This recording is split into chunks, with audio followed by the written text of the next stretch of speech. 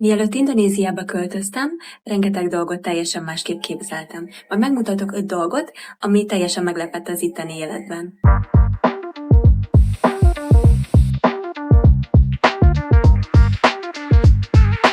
Sziasztok, Anna vagyok, üdvözöllek titeket Lombok szigetről. Indonéziába körülbelül 7-8 éve költöztem ki, 2 évet Balin éltem, utána pedig Lombokon folytatódott a kaland. Ha érdekel, milyen itt élni egy kis szigeten magyar szemmel, akkor tarts velem. Az első dolog, ami nagyon meglepett Indonéziában, azok a váratlan áramszünetek. Magyarországon nem voltam ehhez hozzászokva, hogy időnként csak elmegy az áram, fél napokra áram nélkül maradunk, itt viszont sajnos rendszeres. Ennek több oka is lehet. Az egyik például, amikor nagy vihar van az esős évszakban, akkor kidőlnek a fák, áramkimaradások vannak. Érdekesség, hogy itt Dél-Lombokon a MotoGP, illetve más nagyobb rendezvények miatt többször lekapcsolják az áramot, hogy elég áramellátást tudjanak biztosítani a rendezvénynek. Ilyenkor természetesen internet sincs, a klíma sem működik, ami 30 fokokban azért eléggé durva tud lenni, illetve a vízellátás is akadozhat. Az elején ez nagyon furcsa és nagyon idegesítő volt számomra, de most már van mindig feltöltött powerbankünk, elemlámpánk, illetve áram nélküli ventilátorunk. És egyszerűen elfogadtuk, hogy ez az itteni élet része. A második dolog, ami nagyon meglepett, az az, hogy itt mennyiféle állattal találkozhat az ember a mindennapokban. Magyarországon teljesen megszokott, hogy egy poloska, egy légy, vagy egy pók betéved a házba, hát ez itt teljesen más. Itt szinte minden házban élnek kisebb és nagyobb méretű gekkók, amihez bevallom nagyon nehéz volt hozzászokni, viszont most már egészen megbarátkoztam velük, ugyanis ők megeszik a szúnyogokat és mindenféle rovarokat.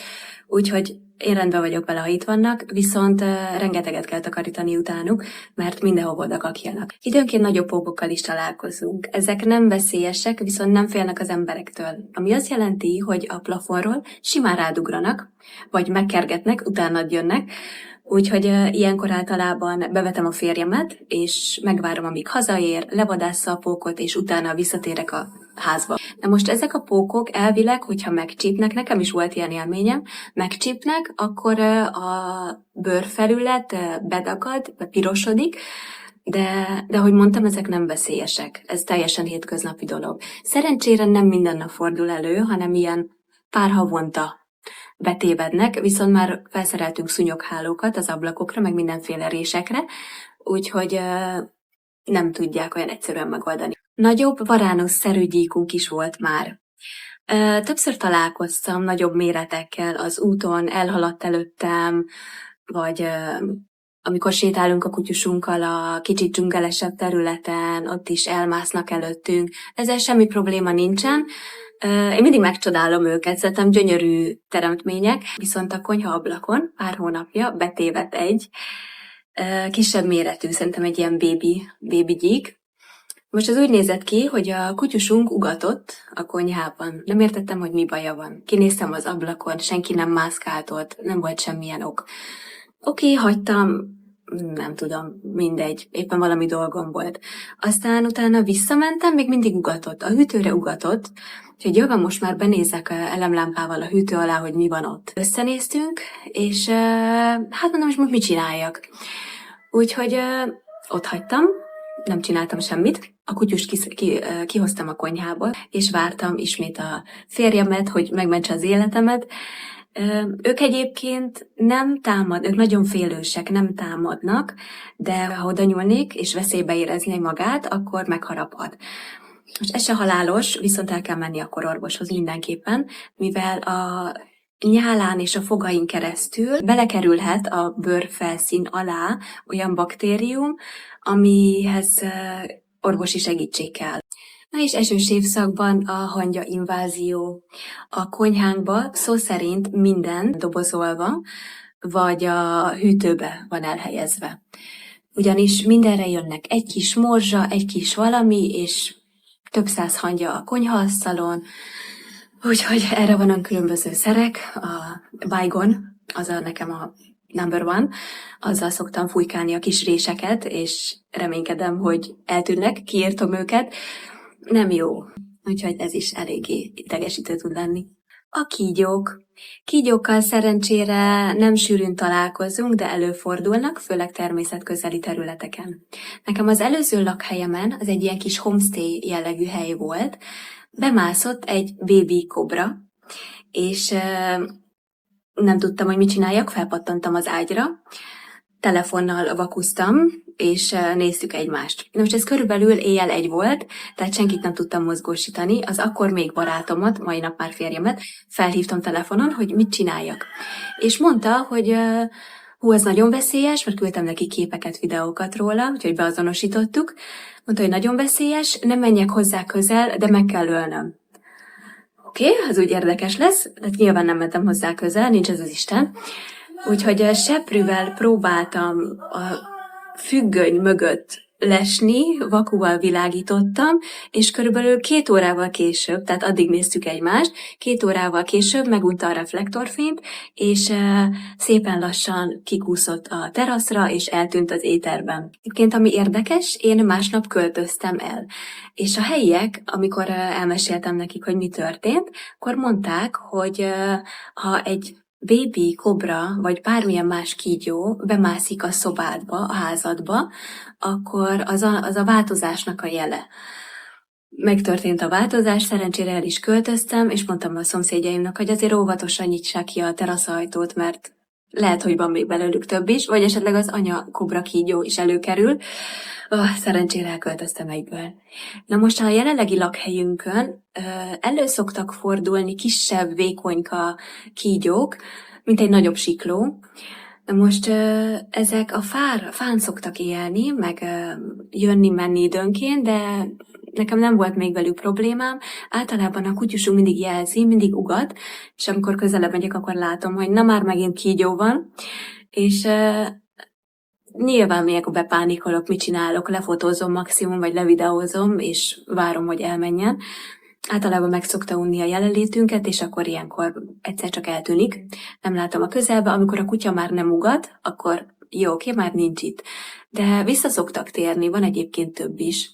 Egyszer volt egy nagyobb, ami kicsit aggódtam, hogy ez is valami kobra, vagy valamilyen veszélyes jellegű lehet, akkor szóltam a szomszéd bácsinak, hogy baj van, jöjjön, a kutyát bezártam a házba, ott volt a kertben a kígyó, és mire megjelent, éppen délutáni szúnyogkát tartott, mire megjelent, a kígyó eltűnt. Úgyhogy nagyon reméltem, hogy nem fog bemászni a házba, az ablakon, vagy nem tudom. Úgyhogy az a kígyó eltűnt, reméljük, hogy többet nem találkozom vele. Viszont voltak történetek ismerőseimtől. Az egyik ismerősöm mutatott is videót róla. A mosógépébe volt egy hatalmas piton. Ott élt hónapokig. Gyanús volt, hogy ott van egy valamilyen állat, úgyhogy hívott segítséget, helyi segítséget, és szétszerelték a mosógép tetejét, és egy hatalmas piton ott élt benne. Hát szerencsére ilyennel én még nem találkoztam, és remélem, hogy nem is fogok. Nem tudom, hogy lehet, hogy az lesz az utolsó napom itt Indonéziában. Úgyhogy ezek a kígyók, ezek itt élnek. És esős évszakban nagyon-nagyon mozgékonyak, nagyon sűrűn előfordulnak.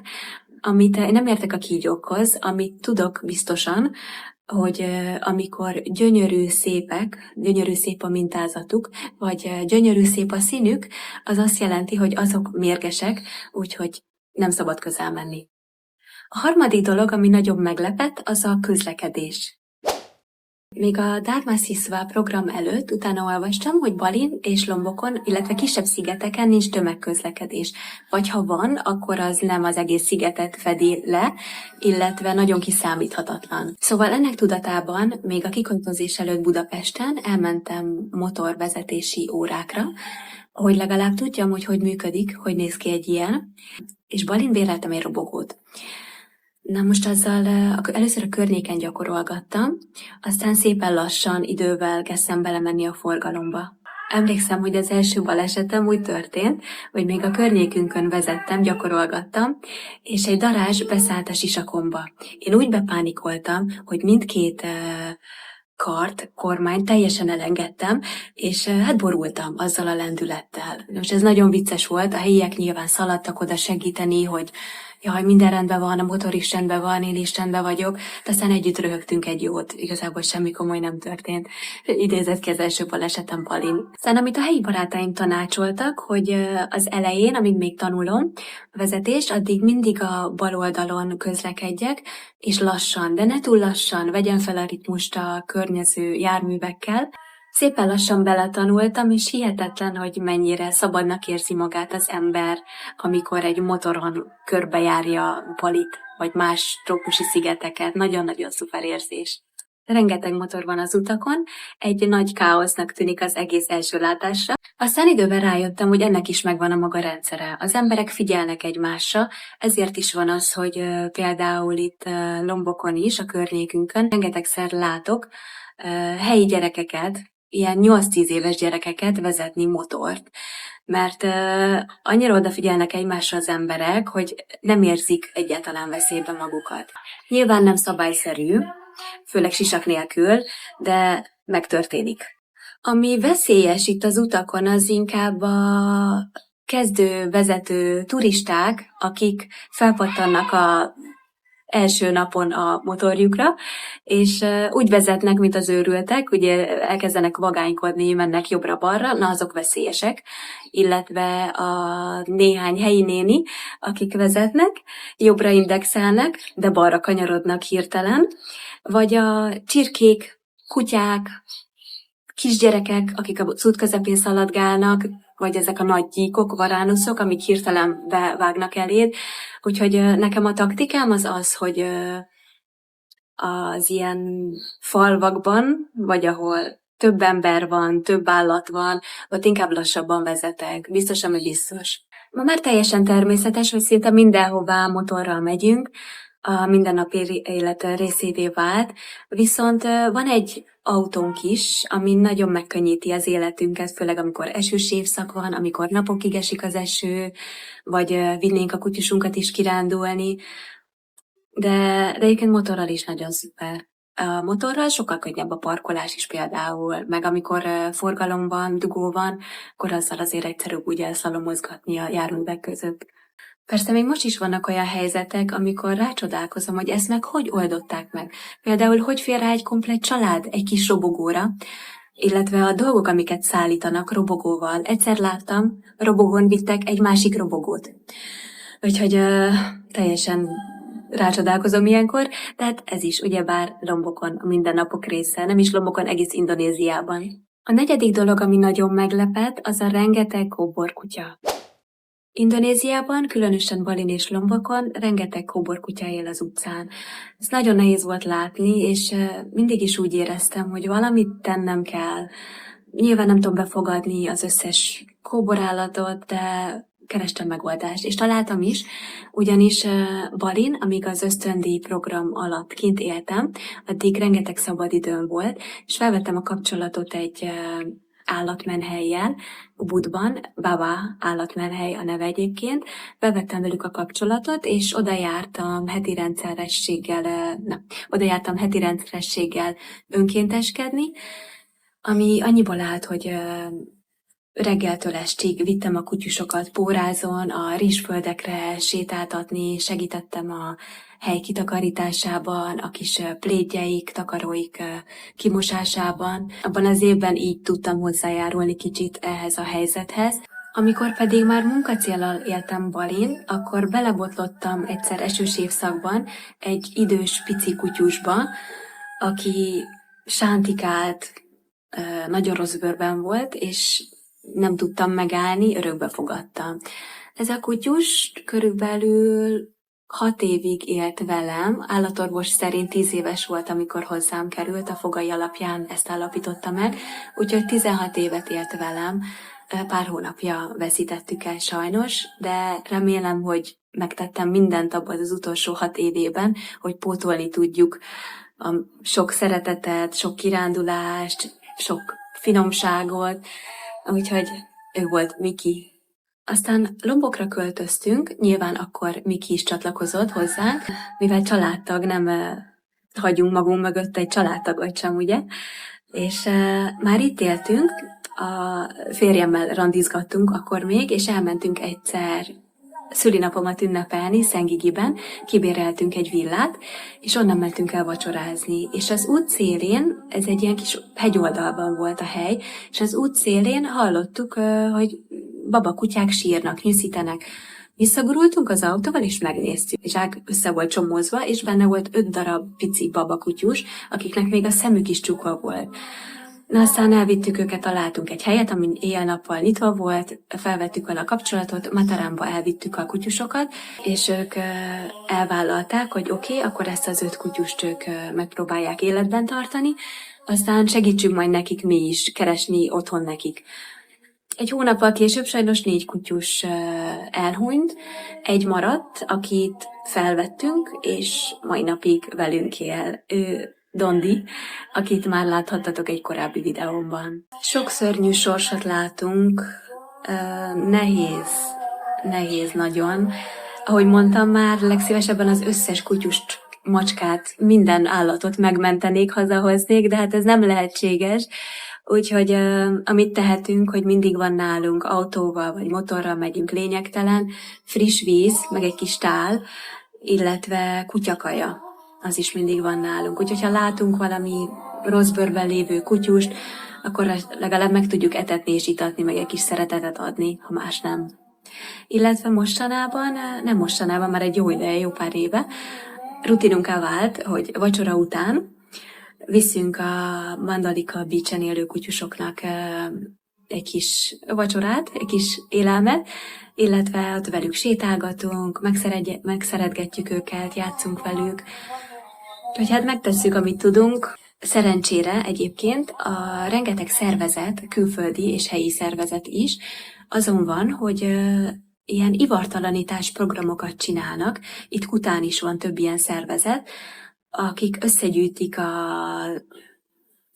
nőstény kutyusokat, és ivartalanítják őket, amivel a populációt kicsit kordában lehet tartani, legalább nem születik új kutyus, mert így is tele van kóborkutyákkal összes utca. És hát nagyon remélem, hogy ez majd segíteni fog a jövőben, és akik már megszülettek kutyusok, őkről pedig valaki majd gondoskodni fog, örökbe fogadni. Az 5. és talán legnagyobb meglepetés számomra azok a helyi emberek, az helyi emberek mentalitása és hozzáállása az élethez. Nagyon kedvesek, mosolygósak és segítőkészek. Többször előfordult már az itt töltött évek alatt, amikor bajban voltam, vagy segítségre volt szükségem, teljesen idegen emberek jöttek oda hozzám segíteni. Egyszer még Balin, körülbelül este 11-kor, a semmi közepén defektet kaptam.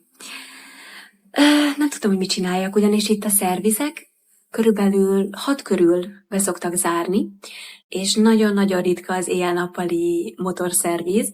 Semmi nem volt a környéken, teljes stressz, kiborulás. Aztán egyszer csak megállt egy Grab sofőr, és kérdezte, hogy miben segíthet, mit csinálok itt egyedül az út szélén, és megláttam, megmutattam neki, hogy hát defektet kaptam, és képzeljétek el, hogy felpattantam mögé a motorjára, és addig mentünk körbe-körbe, ez egyébként Sanur környékén volt, addig jártunk körbe-körbe a motorral, körülbelül 1,5 órán keresztül, még nem találtunk egy éjjel-nappali motorszervizt, akik kijöttek a helyszínre, és nem viccelek, a defektet megjavították, körülbelül 1000 forint. 1000 forint volt az ára. Na de lényegtelen, kijöttek, segítettek, rendben lett a motor.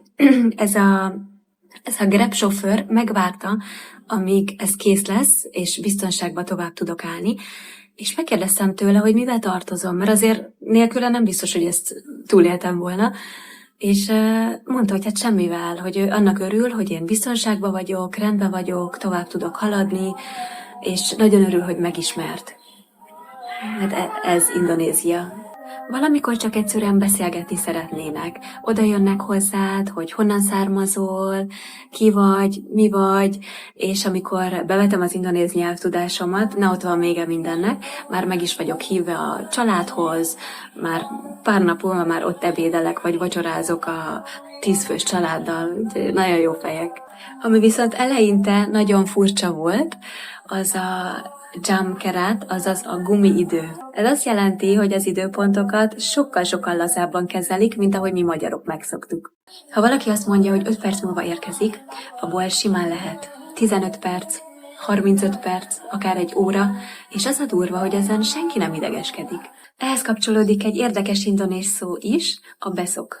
Ez a szó eredetileg holnapot jelent, viszont sokszor nem a következő napra gondolnak a helyiek, amikor ez elhangzik a szájukból. Lehet, hogy egy hét múlva, egy hónap múlva, vagy 2 hónap múlva történik meg az a dolog, ami be lett ígérve holnapra. Persze ez nem minden emberre és helyzetre igaz, viszont sokszor előfordul, hogy a beszok szó az azt jelenti, hogy majd később ráérünk. Eleinte ehhez is nagyon nehéz volt hozzászoknom, mert azért Magyarországon az időpontok sokkal jobban be vannak tartva. Ma már viszont tudom, hogy ez is része az itteni kultúrának, és sokkal kevésbé stresszelnek azon, ha valami nem pontosan időben történik. Remélem érdekesnek találtátok ezeket a tapasztalatokat, ha tetszett a videó, akkor lájkoljátok, és ha lenne olyan téma, ami érdekelne titeket Indonéziával kapcsolatban, akkor ezt pedig írjátok meg kommentben. Ha pedig érdekel, milyen itt az élet Indonéziában magyar szemmel, akkor iratkozz fel a csatornámra. Nagyon szépen köszönöm, hogy itt voltatok, találkozunk majd egy következő videóban. Sziasztok!